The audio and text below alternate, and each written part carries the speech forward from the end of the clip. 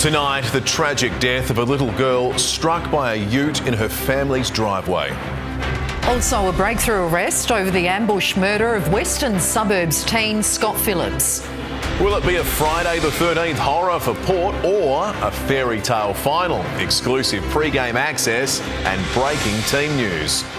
A devastated cafe owner vows to reopen after an arson attack following menacing messages. And a bitter pill for sweet tooths, why food makers say the prices of popular treats are on the way up. Live from Adelaide, 7 News with Rosanna Mangiarelli and Will Goodings. Good evening. We begin with the tragic death of an 18-month-old girl who was struck by a ute in the driveway of her inner southern suburbs home. As loved ones rally around the family, broken-hearted neighbours and even strangers have fought back tears, telling 7 News they've been shocked to the core. Flowers for a little girl, a life cut short in the most unthinkable of circumstances. Absolute travesty, absolute devastation to lose a child, a baby actually, like that. It's terrible. The 18-month-old was outside her Netherby home when she was struck at 8 o'clock this morning, the family's white dual cab ute surrounded by police.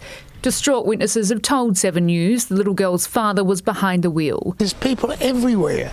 Emergency, police, you name it. Paramedics worked on the toddler at the family's Rintoul Avenue property. She was then rushed to hospital, her grief-stricken mother escorted by police to be by her side. But sadly, the little girl couldn't be saved. Have something like this in your backyard just absolutely shocks you to the core. The driver was taken away for mandatory drug and alcohol testing while police investigators remained on site. Neighbours say the tight-knit family only moved in a few years ago after building their dream home. A total tragedy.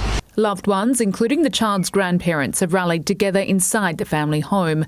A number of items and bags were removed from the ute before the vehicle was towed away by police. Just can't imagine what they're going through. Can't imagine what they're going through. Hannah Ford, 7 News. There have been angry scenes outside court following a bail hearing for the man accused of a coward punch attack in Hindley Street. Members of Craig Sainsbury-Wheatra's family lunged at the media after a judge released him on home detention bail.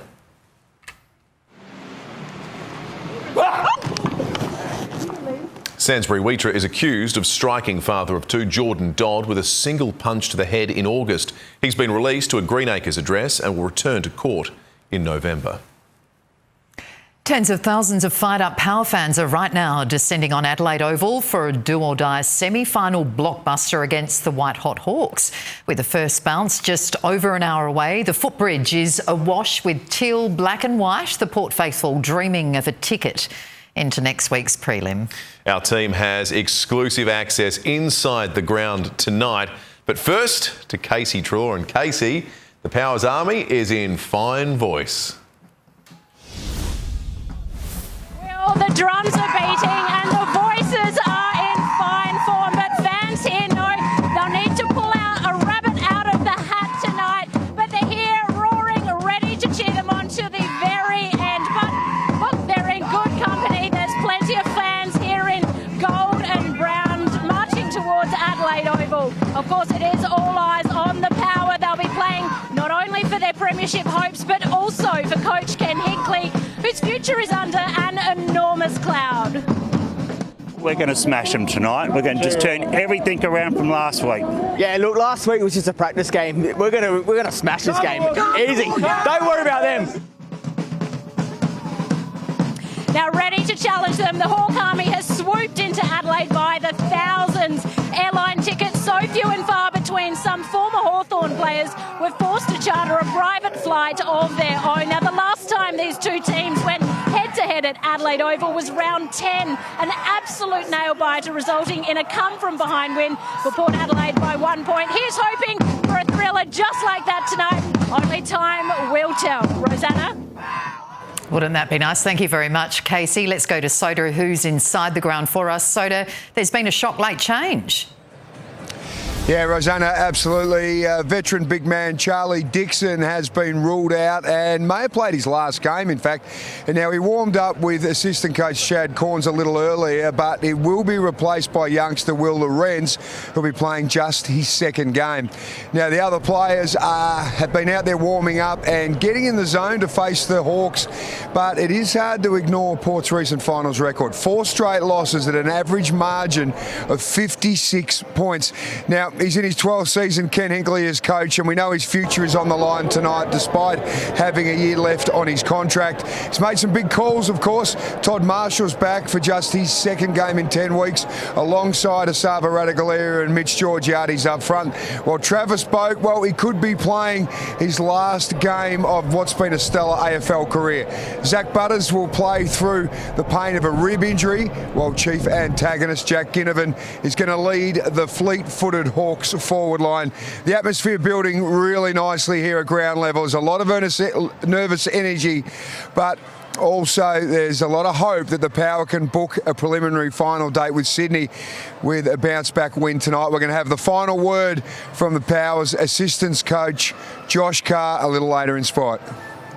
All right, we'll catch you then, Sodik. That's a big story developing at Adelaide Oval. Let's go now to Amelia, who's got the best view in the house. Yes, quite the view, Amelia. Now, weather-wise, this week brings a totally different night for fans. It does, Rosanna, and hopefully it'll suit Port Adelaide better than last week's warm and humid conditions that they played in. Tonight's temperatures are more typical of a winter's night. We've got the sun going down here over Adelaide Oval, and the mercury is dropping quite quickly. It's around 13 degrees. That's largely because of the clear skies we've got over here tonight. Now, add to that light but icy winds. So hopefully the fans that we can see just filtering into the Oval here have rugged up, because once it is all said and done, it'll be around 8 or 9 degrees as they leave Adelaide Oval this evening. And hopefully for Port Adelaide fans, they'll be leaving with a win under the belt, guys. Hopefully. Thank you very much, Amelia. Well, let's turn now to a major breakthrough in the brazen ambush and murder of Seaton man Scott Phillips. Deanna Williams joins us from the Magistrates Court. And Dee, a teenager's been arrested for murder. That's right, Will. Major crime detectives swooped this morning, taking a 19-year-old man into custody, and he appeared before a magistrate late today, where officers sought a secrecy order on his name and image. They say the investigation is still in the early stages and there are a number of witnesses to be interviewed. 19-year-old Scott Phillips was fatally stabbed on the doorstep of his home on Tuesday evening. Police believe the victim and his accused killer were known to each other and say it was a planned attack. The power to Scott Phillips' house was cut before he was ambushed. The suspect didn't apply for bail today. The court heard investigators need at least 12 months to gather evidence in this case, including toxicology and DNA reports. Scott Phillips' twin sister has told 7 News her brother was smart, funny and kind and would do anything for her. The accused man didn't speak during the short hearing. He's due back in court in September next year. Will? OK, thank you, Dee. A 23-year-old man has admitted to posing as a nurse at the Royal Adelaide Hospital. Brandon Chesney today faced court, pleading guilty to a final 2 charges. Chesney impersonated a mental health nurse more than a dozen times and was captured on CCTV roaming the corridors of the RA. He was remanded on continuing bail to be sentenced in December. There have been dramatic scenes on the southeastern freeway when a car burst into flames at Crafers West. Witnesses filmed on their phones as the vehicle erupted on the down track around 1 this afternoon. Holy Jesus. Luckily, no one was injured. A coffee shop owner has vowed to reopen after his Plympton Park business was firebombed by arsonists. Police are investigating if threatening messages are linked to the devastating attack. Coffee shop owner Dan Horrell is heartbroken by the callous attack. All my coffee beans are gone. Everything's gone. This is my livelihood. Arsonists torched his Bray Street business just before 10:30 last night, breaking in through the back door and dousing the shop with petrol before setting it alight. I've just lost everything. But you know, you wake up every day and you want something to fight for, I'm fighting for Bray Street coffee roasters. The arsonist struck just hours after a social media invite was posted to join Dan for a free coffee on Saturday to celebrate the shop's 8th anniversary. Loyal customers turned away for now, but promising their full support. Absolute shock. Like, I really feel for Dan. It's normally a crowd out the door to get a coffee, not a crowd of reporters reporting something like this. So it's pretty horrendous. Police are investigating if the fire is related to threatening text messages recently sent to the cafe by a disgruntled customer. Dan says the attack won't shut down his business. He'll be back trading bigger and better than before. We are going to fight for everything that this community stands for. Love, dignity, and the best coffee around, Bray Street Coffee. All right? Dan says he'll be serving coffee on the footpath from tomorrow morning. Peter Caldecott, 7 News. South Australian homes and businesses damaged by a power surge can soon claim up to $15,000 in compensation under a new state government scheme. But there is a catch: it'll push up power prices. Well, it'll depend exactly how many claims there are each and every year, so we'll wait and see on that. But we think the cost will be about $1 to $2 for every householder on their bills each and every year. Payouts will be backdated to July 2022. A pilot has been killed in a light plane crash northwest of Melbourne. The aircraft, with only one person on board, came down in a paddock just after midday. He's yet to be formally identified. Air safety investigators are piecing together what went wrong. Billionaire Elon Musk has branded Australia as fascists. He tweeted the comment in response to proposed laws to have social media giants fined for failing to stamp out misinformation. Musk's comment was met with outrage in Canberra. This is crackpot stuff. How can anyone, in the name of free speech, defend criminals publishing misleading content online, which is leading Australians to lose billions of dollars? The bill would grant powers to fine tech giants up to 5% of their annual turnover. It may not have been the grand event of years gone by, but there was still plenty to celebrate as Sydney welcomed our Olympic and Paralympic heroes home. But the event was noticeable for who wasn't there, with not a single gold medalist on stage. The official welcome home for our Olympic and Paralympic teams. The days of parades swapped for a party in the park, Darling Harbour. Amazing. I mean, the Paralympians, we're not used to this sort of reception. A chance for athletes to meet the fans and fans to meet their heroes. I hope one day I can be one, so it's super inspiring to see them here today. Emotion really takes over you sometimes. It's just bloody brilliant. Windsurfer Gray Morris sharing his silverware. Fantastic. How's that lasting up? It looks a bit tarnished. It's good. I more see it as the people's medal, so I've been trying to get it around to everyone as much as possible. We're very, very proud to have you back on home soil. You've done us all so proud. Questions, though, about the organisation of the event today. The crowds, not as big as they'd hoped, nor the number of athletes. No gold medalists could make it. For the four from New South Wales, the Fox sisters competing overseas, BMX champ Saya Sakakibara 2, swim star Olivia Wunsch sitting the HSC. It's been a few weeks already since the Olympics, so a lot of our Olympians are away. They're gone back to work. Events nationwide to come. Brisbane, Perth and Melbourne tomorrow. Go Australia! Good luck in LA in 2028. Chris Reason, 7 News. All right, let's check back in with Soda now, who will have all the reaction to the huge late out for the power. Soda. Well, Rosanna, big man Charlie Dixon is out and young Will Lorenz will come in and replace him. Now, we're going to have the last word from the Power assistant coach Josh Carr coming up.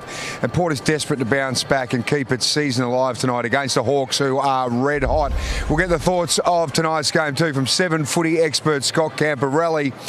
And the Crows have gone on a signing spree, locking away several key pieces to their core. We'll have all that and plenty more coming up shortly. All right, we'll catch you at the ground very shortly, Soda. Police are on the hunt for an axe-wielding bandit who terrorised staff in a Seaview Downs servo. Details next. Also, why popular chocolate bars are falling victim to the cost of living crunch. A menacing threat from Vladimir Putin as the Ukraine war reaches a pivotal point. And later, a war of words over a decision to strip officers of their medals. Police are hunting a masked man armed with a large axe who threatened staff at a Seaview Downs service station. The man smashed the front window of the OTR on Seacombe Road just after midnight. He demanded cash and cigarettes before running off.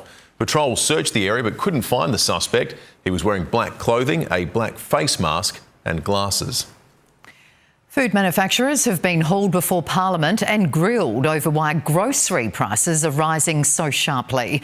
Executives claim they're under the same inflationary pressures as households.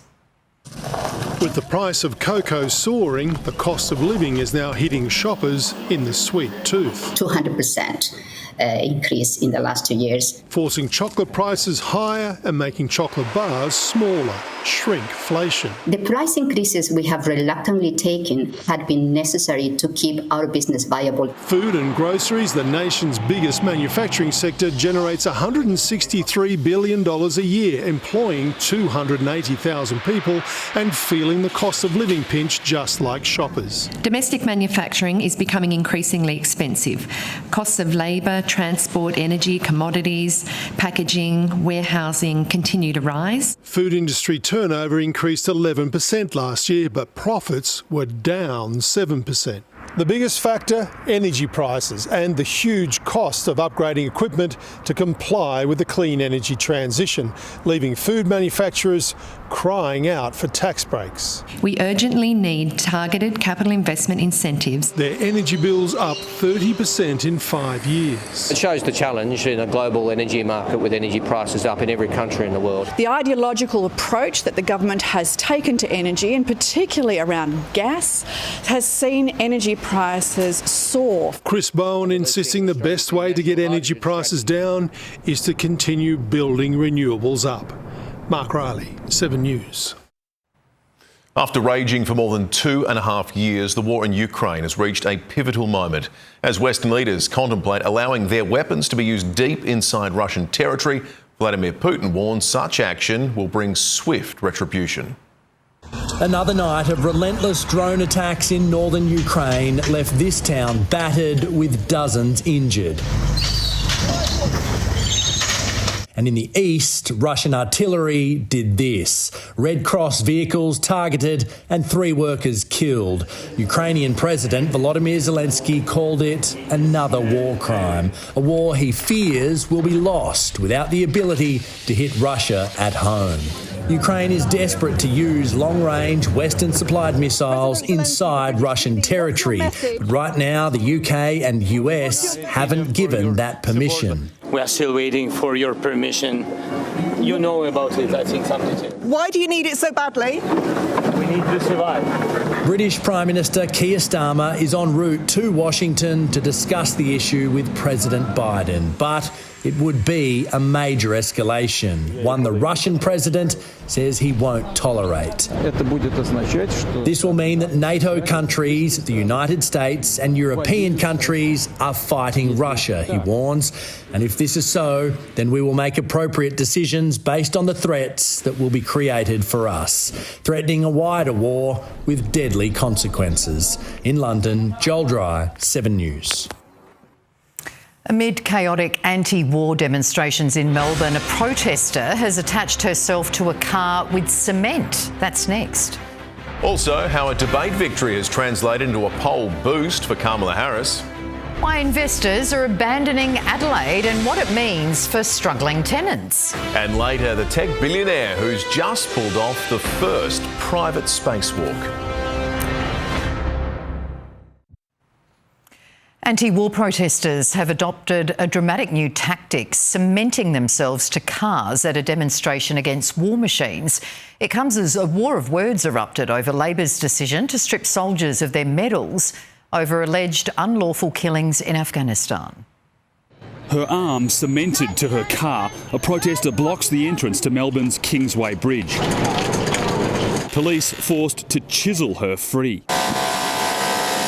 a new tactic in the picket against the Land Forces weapons fair. The equipment which our soldiers need to do their job to keep Australians safe.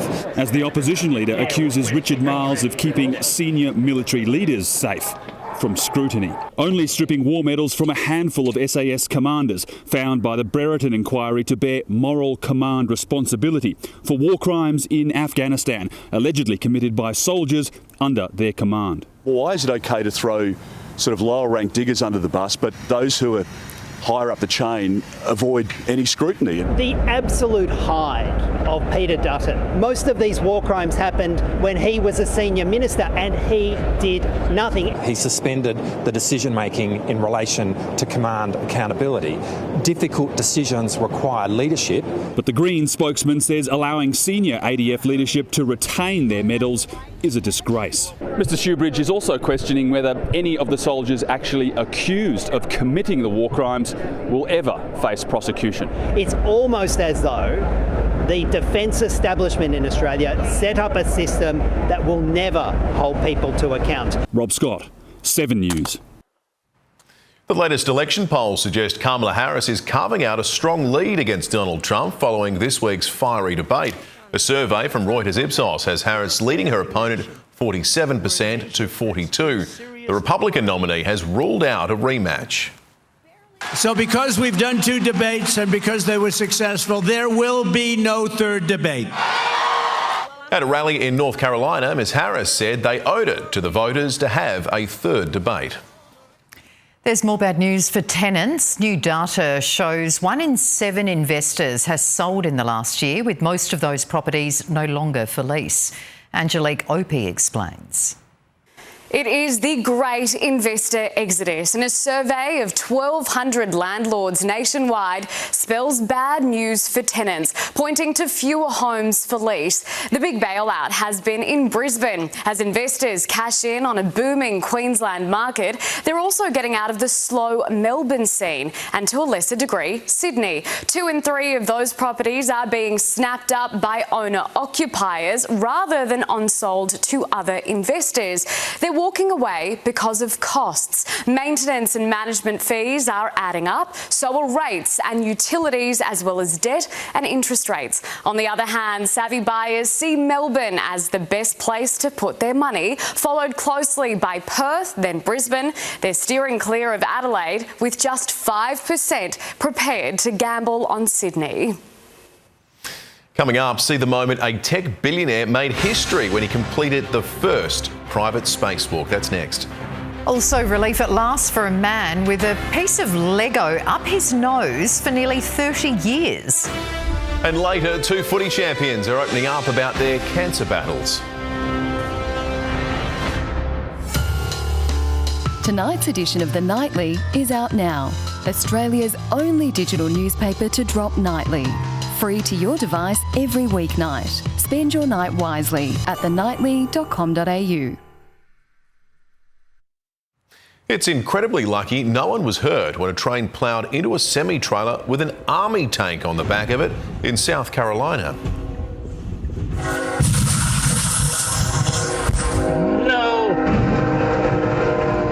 The truck driver had become stuck at a railroad crossing and fled just in time as the train slammed into his rig, sending debris flying. Nicole Kidman has released a heartfelt statement about the death of her mother. The Aussie actor and her sister Antonia thanked well-wishers for the outpouring of love and kindness, saying their mother meant more than they will ever be able to express. Janelle Kidman passed away at the age of 84. An American tech billionaire has performed the first commercial spacewalk, joined by a crew made up of civilian astronauts. It's a significant milestone for privately funded travel to the final frontier. This is the moment tech entrepreneur Jared Isaacman made history. The first civilian astronaut venturing into the vastness of space. Back at home, we all have a lot of work to do, but from here, Earth sure looks like a perfect world. The billionaire taking in the views of Earth, passing by 720 kilometres below. The spacecraft he travelled in doesn't have an airlock. Turning the crank. So the crew had to decompress and open the entire capsule. TV1, you are go for manual hatch open. Exposing all 4 crew members to the vacuum of space, but only 2 travelled out. Engineer Sarah Gillis, second to go. The private astronaut bending and stretching, testing the new suit. Able to stabilise my body with single-hand disturbances.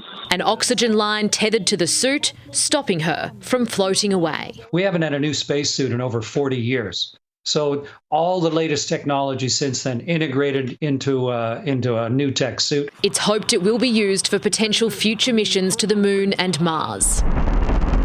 The crew catching a ride on Elon Musk's rocket, the bill picked up by Isaacman for an undisclosed amount. We're doing things that haven't been done in, a half a century.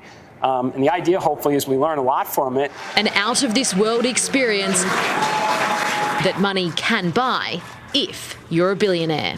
In the United States, Miley Hogan, 7 News. Looks pretty specky to me. Let's take a look at your money now. Aussie shares have managed to finish the week stronger. The ASX 200 closing 24 points higher. Among the market movers, the National Australia Bank slipped 48 cents, while Woodside Energy gained 33. The Aussie dollar's trading at 67 US cents and 51 British pence. Qantas has hiked fees for changing or cancelling domestic flights for the first time in 7 years. From next month, travellers will fork out $119 to update or cancel a booking instead of $99 across a range of fare types. The airline made the change quietly, updating the frequently asked questions section of its website. 2 former AFL footy champions have opened up about their cancer battles, the drug trial that's given Jared Ruffhead and Robert Walls a second chance at life. Don't miss that story just a little bit later in 7 News. An American man has had the shock of his life when a piece of Lego lodged up his nose for nearly 3 decades finally came loose. I had the greatest idea to take one of those little dot Legos and I don't know, I just thought maybe I could just stick it in my nose. I was going to stick the Lego man up my nose and try to connect the piece on the top of the head, like a little hat. After 26 years of sinus problems, he's finally breathing easy again. Not sure I've got any words for that. Let's go back to Soder at Adelaide Oval, and Soder, Port will soon get its shot at redemption. Well, the Powers promised a response after that 84-point spanking they got from the Cats. It was astounding, wasn't it? So, coming up, they have been forced into a late change over the Power with veteran forward Charlie Dixon out. We're going to have all the reaction from Power assistant Josh Carr. Our footy expert Scott Camporelli breaks down how Port can call down the hot Hawks tonight and keep their season alive. And the Crows lock in 4 more of their young core ahead of next season.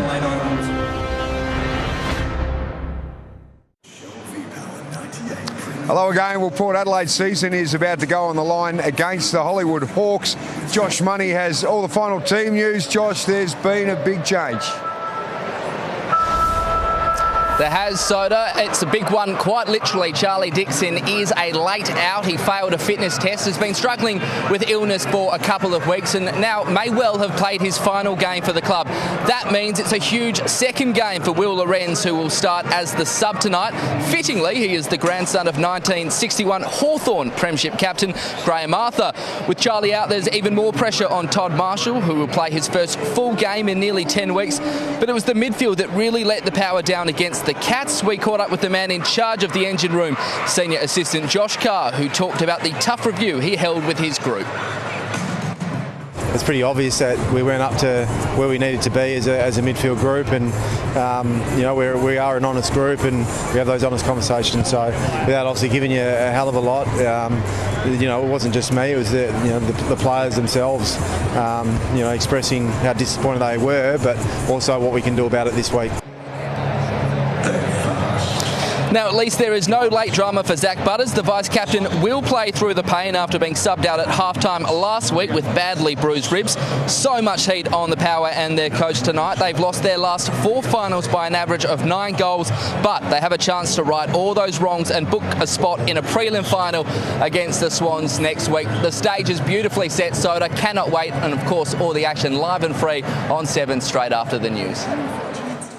Yeah, good on you, Josh. Going to be huge. Now, for his keys on tonight's clash and how it can be won and lost, here's 7 footy expert Scott Camporelli. They have come and they have conquered the Cats in the second qualifying final. Numbers and the end result aside, to have one of your senior players admit this week that the team didn't show up for an opportunity at a home prelim final is astounding. Now, Port did earn the right to have a second chance. You'd hope there'd be a response. Everything that worried me going into the Cats game came to fruition, and everything Geelong did well, the Hawks are doing it better. Since losing their first 5 games, they're the #1 offensive and defensive team in the comp. Sam Mitchell's fast-paced style forces you to play an old-school one-on-one game. Hawthorn marks and plays on more than anyone. This breaks down the opposition's team defence by making everyone accountable across the ground. Port has prided itself on pressure and clearance work this year to help their undermanned back 6. After being overwhelmed in these areas against Geelong, it's a non-negotiable this week. The Powers controlled games by maintaining possession, but it's time to go quicker and more direct. They don't struggle to get the ball inside their 50, but the depth and connection with their forwards has to improve to provide scoreboard pressure on the young Hawks. Contested possession and ground ball are Port's kryptonite and Hawthorn's strength. For Port to be any chance, they have to win the ball at the source, like it did in its famous win back in round 10. Just like Josh Frichelli's teeth comments ahead of the showdown, does Jack Ginnivan's presumption they'll be facing the Swans next week in a prelim final narrow the Powers' focus and intent tonight? They shouldn't need the extra motivation, but whatever works going into a cutthroat final. Port fans, I'm happy to be proven wrong, but I'm seriously worried. Yeah, good on you, Campo. Thank you. Now, West Lakes, the Crows have gone on a signing spree, locking in 4 more of their young core. As 7 News revealed first, James Borlace and Hugh Bond are locked in for 2 years and 1 year respectively, while last year's first-round draft picks Charlie Edwards and Oscar Ryan have been given 1-year extensions. The Blues have swung the axe, cutting 5 players including Jack Martin, while there's fresh reports Dustin Martin could revive his career under Damien Hardwick at the Suns, despite retiring earlier this season. And in the AFLW, Justine Mules-Robinson will captain the Power while Janelle Cuthbertson recovers from a knee reconstruction. It's a really rough time for our skipper, but the thing about JC and her leadership is she's so selfless, and just being able to turn up, early in the week, and she's all about the team. The Power plays the Dockers at Alberton while the Crows play the Hawks at Unley Oval. Both games are live and free on 7. And our one to watch is at Morfordville in race 4, number 12, Annie's Rose. Andrew Hayes, 7 News. Well, that is our look at sport from down here. Now, the banner's up for Luke Bruce, 300. The Hawks are just about to run out. Atmosphere amazing. We'll see you after news. Yep, be down there in about half an hour, so I cannot wait. Well, footy champions Jared Roughead and Robert Walls are bonding over their cancer battles. Both beat the odds and say clinical trials saved their lives. He's laughing now. I had a punch biopsy on a Friday afternoon, played the Saturday. We beat Essendon and then... But in his darkest moments, Jared Roughead feared cancer could rip his life away when the melanoma on his lips spread to his lungs. Doctors told him his best chance was a new treatment on a clinical trial. Do you think it saved your life? Oh yeah, it definitely has for sure. Fellow AFL legend Robert Walls is now following in the Hawks' footsteps after doctors diagnosed him with rare acute lymphoblastic leukemia, giving him just 3 months to live. Well, it was a shock. I guess I thought my turn. That was a year ago. The 74-year-old is also being treated with new drugs under a clinical trial. I am in remission, which I'm very grateful for. Clinical trials are now worth $1.6 billion to Australian healthcare. Funding is always a challenge. The federal government will invest $80 million this year.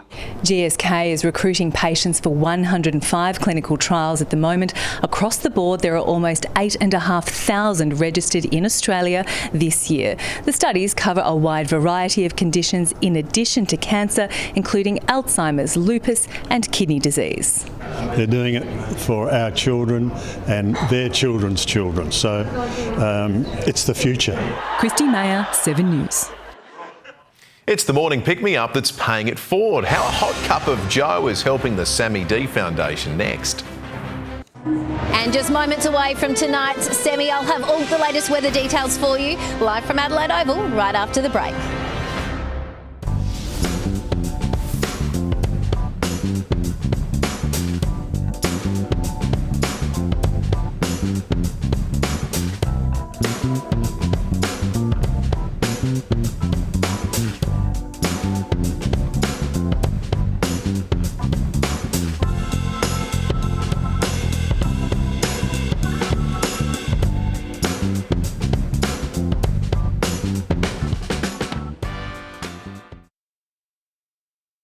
Time for more on the weather now, and Amelia joins us again from the roof. Amelia, not long to go now. Oh, that's right, Rosie. The stadium is filling up quite nicely, and we've got both teams about to run out through the banners as well. Port Adelaide in just under 5 minutes' time, and it's a cold night for it here too. Currently 12 degrees at Adelaide Oval, and it comes after a cool spring day as well. We stayed below 17 degrees in the city after an icy start. Our low was 4.3, with frost reported about southern parts of the state. Snowtown was the coldest centre though, with a low of minus 1.4 degrees. Cool but clear today under the influence of a high pressure system that's over the Bight. A cold front is set to clip the far southeast of SA tonight, interrupting our smooth sailing briefly before that high regains control. Now interstate tomorrow, and that front will have more of an impact in Melbourne. Showers and windy weather there. Back home, well, we can expect a dry start to the weekend across our far north tomorrow. 22 the forecast top for Woomera and Port Augusta. Further south, there's the chance of a light shower, mostly about coast and ranges that'll cop the wind tomorrow. So maybe a shower for Port Lincoln, up to 16 degrees there tomorrow. 15 in Victor Harbour, which could see a couple of showers. Just 13 the top for Mount Gambier, up to 19 in Bryn Mawr. And we can expect strong winds across most coastal areas tomorrow. In the city, down to 7 degrees overnight, then up to 17 tomorrow. There'll be a few clouds around, and in the wake of that front, there is just the slightest chance of a shower, probably in the morning if we do see one at all. On metro waters, we're looking at southeasterlies below 10 knots, reaching up to 20 in the morning, seas to a metre. Looking ahead, sunny skies from Sunday with more cold nights in the mix early next week, up to 18 degrees Monday, 21 the top on Wednesday. Now, before I go, let's take a look at tonight's Rave Sunshine. A big-hearted animal lovers made a big donation from tomorrow. A generous donor will cover half the adoptive fees for all RSPCA animals until next Friday. Meanwhile, Chibo cafes across SA are filling cups and hearts for a very special cause. Teaming up with the Sammy D Foundation, they've launched this year's Coffee for a Cause campaign at Henley Square. And from next week, $1 from every Alto-sized hot drink will go directly to the charity. All right, some great stuff there. We've got Hawthorn out on the Oval, Port Adelaide soon. Let's get stuck into it, guys. Can't wait. Love it, Amelia. Thank you so much. But that is all the news for now. We will have updates throughout the evening. Stay with us for Port's Do or Die blockbuster with Hawthorn live from Adelaide Oval. From all the Adelaide 7 team for now, it is good night. Go the power and good night.